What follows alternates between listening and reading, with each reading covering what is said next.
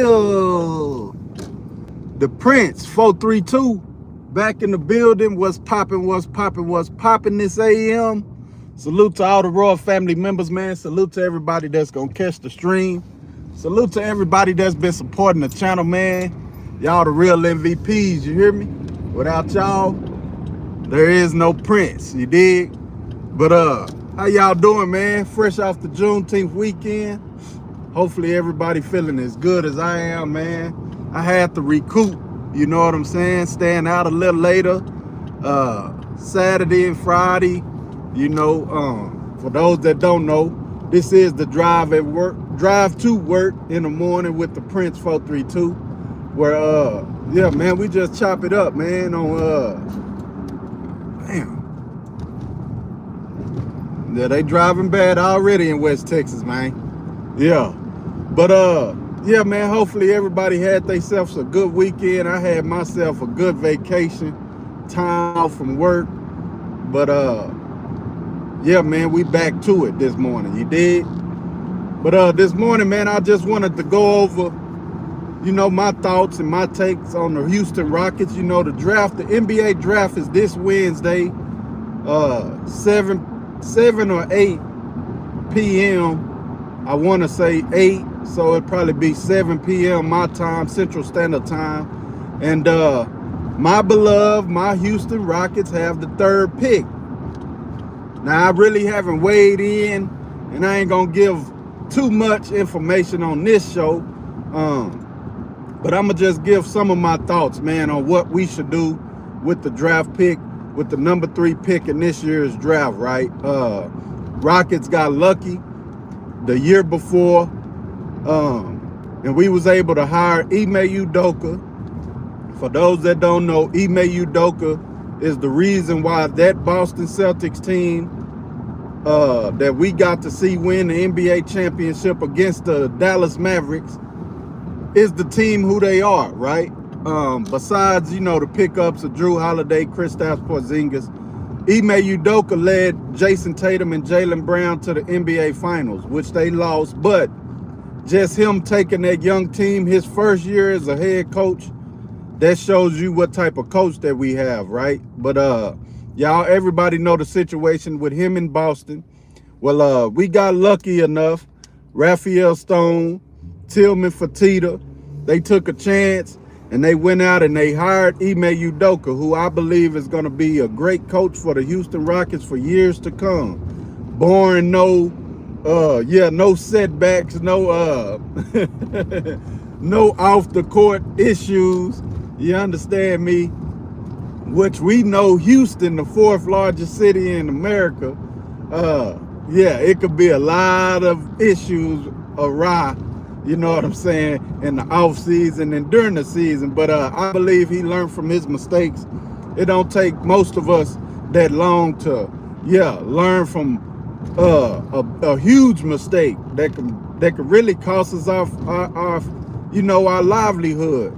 But the man got a second chance. He got another coaching job, and he did exceptionally well his first year with the Houston Rockets. You know, dealing with another young team, a younger team than they was in Boston, and getting players like Jalen Green and Alperen Sengun to showcase their skill, you know, bring out the skill that they have. He brought that defensive intensity. He brought that defensive mindset. He's a defensive coach, and the Houston Rockets did very well this year. So I believe that our luck is changing because of the Ime Udoka hire, because of Raphael Stone, Tillman Fertitta, wanting to do the right things. Just being like-minded, you know, giving the person a second chance to, you know, right their wrongs, right? So with that luck, you know, Ime Udoka was at the lottery ball thing, the ping pong ball deal, where they pull the balls and they tell you which order you gonna pick at, right? Ime Udoka was the representative for the Houston Rockets, which was a great move because it's showing you that he's bought into this Houston Rockets franchise, and I believe that he wants to succeed with the Houston Rockets, right? 18 game improvement from the last 2 seasons, went 41 and 41. So the Rockets, they was probably slated to get like a top 15 draft pick, you know, or something like that. But the trades that we did with Brooklyn Nets landed us this 3rd overall pick, which everybody was slating it to be like a 9th pick, 8th, 9th pick, right? Ime Udoka with that red tie on, the luck of the draw, the Rockets end up with the top 3 pick, the number 3 pick in this year's draft that's coming on Wednesday. So, yeah, man, it's looking bright. The future looking good. It looks like the Houston Rockets is up. Gonna take a major leap next year. Now, what should we do with this 3rd pick? I know a lot of y'all Rockets fans, and there's a lot of Rockets podcasters out there saying that we should go for size and go for a rim protector and all of that there, right? Well, what did we go out and get Steven Adams for? I thought we got him for rim protection. I thought we got him for toughness. So for me, the center position, if it's not Alexander Sarr, then yeah, I don't believe we need to go center. What the Rockets need in a major way is a knockdown shooter, a knockdown 3-point shooter. Somebody that gonna knock that thing down at a high clip. You know what I'm saying? Draw when LP is cooking, because I believe that LP coming off of that injury last year, you know what I'm saying? I believe that he's gonna come back fully healthy. He gonna be stronger and he gonna be better. But also, we have Jabari Smith Jr. You know, I believe that Jabari Smith Jr.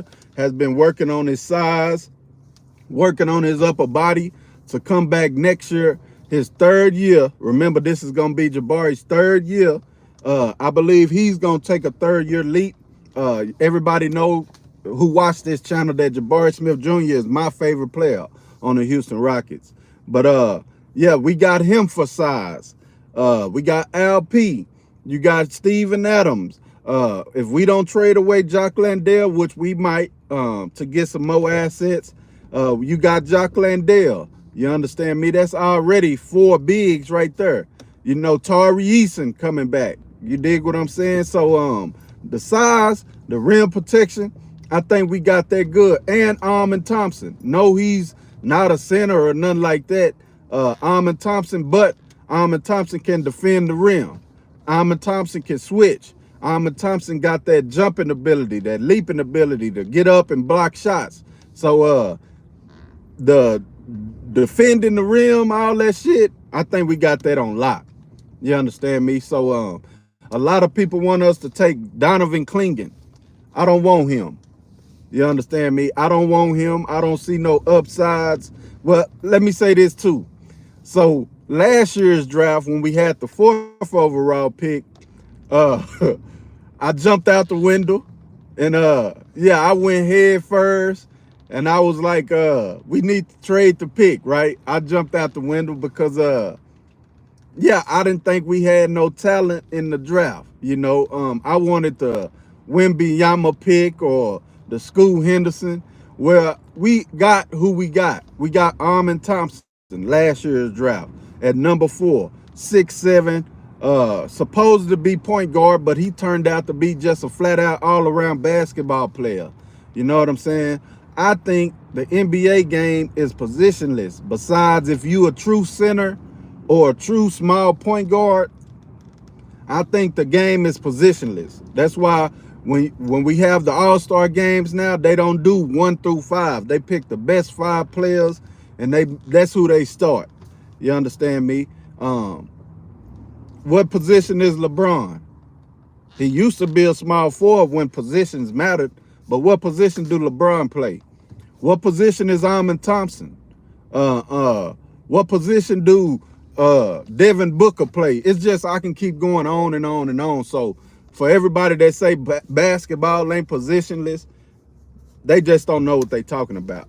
You understand? I ain't gonna even curse. I wanted to curse and cuss them out, but I don't need to do all that. You understand me? They just don't know what they talking about. If you want to know real basketball, come over here to the Prince 432 and you're gonna get raw, authentic basketball content. I don't care about the stats and uh what they shot and all that. I look at it from the game aspect of it. You dig what I'm saying? I don't look at they went 7 for 85 and all that shit. How many points did he have? Oh, he had 25. How many boards did he have? Oh, he had 9. All right, that's good for me. All that percentage and yeah, all that shit, you ain't gonna get that over here. So if you want the percentages, there's some channels around here that give you percentages and numbers and all of that stupid shit. I look at the game for what it is. Did he play well? Did he play bad? You understand me? Yeah. But yeah, man, position basketball, I believe it boils down to true centers like Embiid. He's a true center. What position is Giannis Antetokounmpo? Do he play small forward? Is he a power forward? He plays center. You see what I'm saying? So that position basketball don't really matter to me. But like I was saying, what I think the Houston Rockets should do with this 3 pick, we should go after shooting. And we'll delve into whether we should draft the shooter, trade, and all of that shit. We got tomorrow and we got Wednesday. Wednesday, I'm gonna do a show in the studio where we gonna not watch the draft, but I'm gonna be watching the draft and I'm gonna be giving my commentary on the draft, but I'm gonna be in the lab, you know what I'm saying? So tune in for that show Wednesday night. But yeah, man, I believe that the Houston Rockets need a knockdown shooter. Could we have a knockdown shooter on our team? I think so. That's what we drafted Jabari for, to stretch the floor, to be a defensive, like I said, a rim protector, somebody that can guard 1 through 5, switch, pick and roll, yeah, hedge, make it tough on defenders to get around, make it easier for his teammates to get back on defense. I believe that's what Jabari Smith Jr. should be. Now, he haven't really shown that. The first 2 years, his rookie year, of course, he was going to have some struggles. Last year, he struggled a bit, but he played well. You know what I'm saying? Jabari Smith Jr. played well. He played well enough. I think he shot like 40-something from the 3. So, for those people that's into numbers, you know what I'm saying? There you go. We got us a 40-plus shooter on the team. Dylan Brooks shot well. And that was due to, you know, some of the cross matches and, you know, they was doubling LP. So if they start doubling LP again, I believe that a better shooter who we going to get into, like I said, the rest of this week or the next 2 days, I believe that a better 3-point shooter can even make the Houston Rockets 3-point percentage go higher. You know what I'm saying? We just didn't hit like a lot of open shots last year we had. The Rockets wasn't knocking them down. And that cost us a few games. You know, I ain't going to say all the games we lost were because of that. A few games was lost because we just couldn't knock down enough threes. You dig what I'm saying? So that's why I say the Houston Rockets, this year's draft should be going after a shooter. You know what I'm saying? Whether it's in the draft, whether it's in the trade, they should most definitely go after a shooter. That's what I would like to see the Rockets do. You understand me? And what I think they should do to make this team better, you know, it's just my opinion, my take, you know. Everybody got their own opinion. Everybody got their own thoughts on it. But I just believe we should go after a shooter. And the true shooter in the draft, or the shooter that everybody's been naming and I've said I wanted him on this team, is Reed Sheppard. Because Reed Sheppard is going to allow that spacing on the floor. You know, people say he's a small guard and all of that shit. It's a lot of small guards in the league. Fred VanVleet, one of the smallest guards in the league, was on our team last year and he played exceptionally well. You know what I'm saying? Without Fred VanVleet, I believe the Rockets would have had another lackluster season, another non-winning season. You dig what I'm saying? And yeah, size don't really matter if you can shoot that thing, right? Steph Curry, he's 6'3". You know, that's a little taller, but Reed Sheppard, I believe they say he's 6'2", 6'3", something like that. You know what I'm saying? So the Rockets just need a true, pure shooter, man. Somebody that can space that floor. You know what I'm saying? Somebody that's known for shooting. You dig what I'm saying? That's what the Rockets need in this draft. We don't need no big men. We got enough of them. unless you're going to get off of the Steven Adams and the Jock Landells, and then you got to replace somebody with them.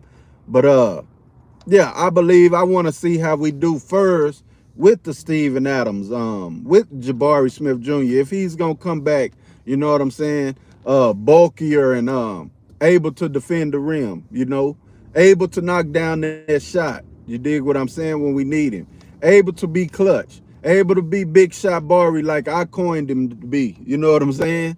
But we got to take that name away from Bari right now. He didn't do too many big shots last year, so we're going to hold off on the name until he knocked down some three-point shots that win the game, which I know he could do. But CEO Hockley in the building. What's poppin' with you, fam? In here dropping this Rockets knowledge, you know what I'm saying, CEO? We got the 3rd pick in the draft. I think the Rockets need a knockdown three-point shooter to balance the floor out, space the floor out. Whether it's coming off the bench or, bringing them in early minutes in the first quarter, shit like that. You dig what I'm saying? The Rockets need that, man, to take us over to the next level. I believe if we get a knockdown shooter and, fill in some of them holes on the bench, the Aaron Holidays and, Jae'Sean Tate's, which I love Jae'Sean Tate's energy. He plays with ferociousness. But yeah, we need somebody to take care of them 2 spots, man. The Rockets need some depth on the bench. He said, give it up, fam. Just being I am an Astro fan, CEO. But my first love is basketball, fam. Like, everybody told me growing up I should have been a football player because I was real aggressive, I was fast. You understand me? But I just fell in love with basketball, and I never got over the height of 6 feet. So, hey, my NBA dreams went to shit right there. You understand me? But yeah, I'm an Astro fan. I love everything Houston, CEO. You dig what I'm saying? If I could go move from West Texas, I'd move to Houston. Or maybe to Galveston with you. You understand me? But yeah, anything up that way, yeah, I'm fucking with it. Yeah, the Rockets, the Comets, the Astros. I don't know if y'all got no hockey team up there, but yeah. Anything Houston, I'm fucking with you, CEO. Square business, you understand me? Hey, I caught that live you and Pico and them did last night, CEO. That shit was funny as shit, bro. Y'all niggas always give some good entertainment, man. You and FDA ass. Yeah, I love when y'all go back and forth. You understand me? But yeah, man, we got the 3rd pick, CEO. Shit, the Rockets gonna be good, bro. When they start winning and yeah, being in the playoffs again and shit like that, I don't want to hear nothing from you, CEO. You a Dallas Maverick fan. Yeah, CEO Hockley, the Rise and Grind Morning Show, he's a Dallas Maverick fan. Yeah, he from Houston, the Galveston area, but he don't like the Rockets. That's crazy to me. After everything Hakeem did, Kenny Smith, Big Shot Bob, Robert Ory, Mario Elie, Vernon Maxwell, after everything they did, CEO, he ain't fucking with them. Yeah, he ain't no true Houston. What are they? Houstonian. Yeah, he ain't no Houstonian. What do you say? Oh, you a hurt Rocket fan. Okay. We turning it around, CEO. You got to give us time, bro. Trust the process, fam. You know what I'm saying? Ime Udoka, Tillman Fertitta with all that money. Yeah, he going to get us some true players. The Houston. One thing I love about the Houston Rockets, you can go back to like Akeem, Tracy McGrady, James Harden, Stevie Franchise. The Rockets always going to get a top-notch player, bro. You can always count on that. They one of the biggest markets. You know what I'm saying? So the bigger markets in the NBA, how the NBA works, they have to have a top-notch player in that market. So that's why I always been a Houston Rockets fan, because you can even say Charles Barkley, even though he was on his last leg, Scottie Pippen. You know what I'm saying? The Rockets always gonna have a top-notch name or a top-notch player. And I believe that with the youth that we have, the Amen Thompsons, Cam Whitmore's, Jalen Green's, Al P. Also, I gotta mention Yao Ming. You know what I'm saying? Players like that, the Rockets always gonna get them one. You know what I'm saying? So I'm patient, bro. I believe that you're gonna see one of these young kids become a star on the Houston Rockets team, man. Hopefully it's Jabari Smith, but yeah, he got to make a major leap this year. But you know, like I said, we got Jalen Green, Armin Thompson, Cam Whitmore. All of these kids is gonna be something in the NBA. Hopefully they stick around with the Rockets and not get traded, or you know, we run into no contract disputes and the money shit, because I would like to see them stick around for about at least 4 or 5 years together to see what we truly can be. But yeah, if they all blossom and bloom like I'm thinking they will, then yeah, the money gonna come into effect. But we got Cam Whitmore, Armin Thompson for another 3 years for shit show. Jalen Green, Al P, they up for contract shit. They up for the contract, the motherfucking max contracts this year. So we got that situation coming. I believe that we can pay both of them. Both of them ain't got to be no $200, $300 million men.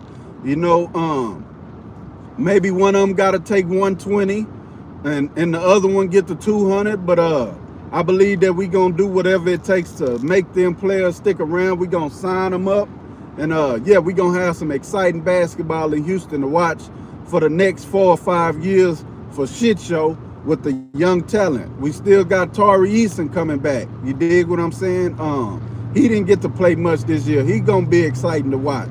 Our core six: Tari, Jabari, Al P, Jalen, Armin, and Cam.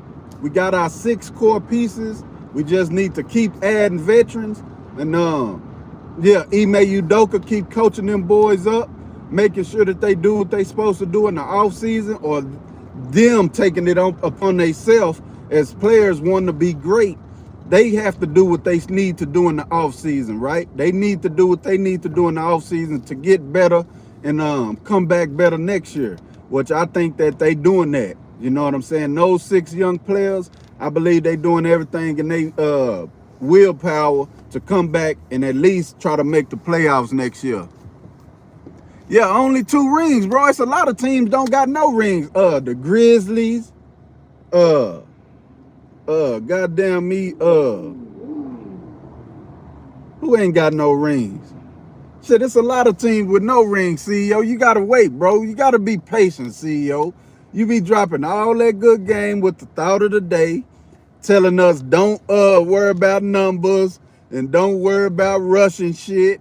And yeah, you got to take some of that game and take yeah, use it for yourself. Don't be trying to coach us to not be impatient and rushing all that shit. You got to not be impatient with the Rockets, fam. You understand me? Look at the Dallas Cowboys, how long they been without a ring. Or the Houston Texans. What you think about the Texans, fam?